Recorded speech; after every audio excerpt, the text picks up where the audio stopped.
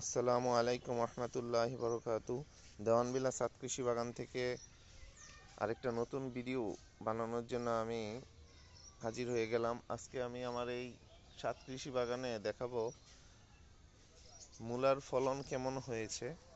আজকে মূলার আমি তুলে দেখাবো যে আসলে মূলার ফলন যে আমার ছাদে কত ভালো হয়েছে, আলহামদুলিল্লাহ মাশাল্লাহ। সেটা আপনারাও দেখলে বুঝতে পারবেন।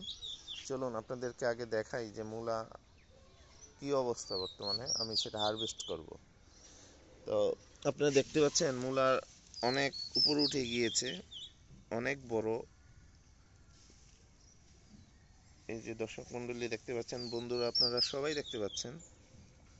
আমি এই মূলাটাকে আজকে উঠাবো যে মূলা কি অবস্থা সেটা। চলুন দেখি। বিসমিল্লাহ, মাশাল্লাহ। আমার মূলার ফলন এত ভালো হয়েছে, আলহামদুলিল্লাহ।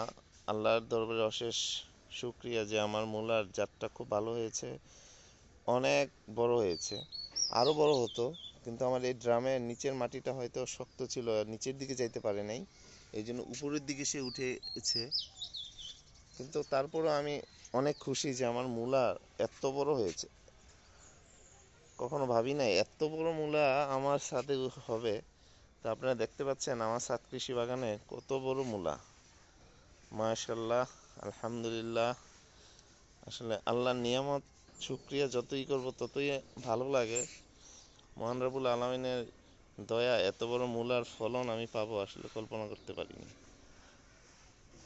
তা আমার এই ভিডিওটা যদি আপনাদের ভালো লেগে থাকে অবশ্যই লাইক দিবেন, সাবস্ক্রাইব করবেন, শেয়ার করবেন, তাহলে আপনাদের জন্য আরও নতুন নতুন ভিডিও বানাতে আমার আরও ভালো লাগবে।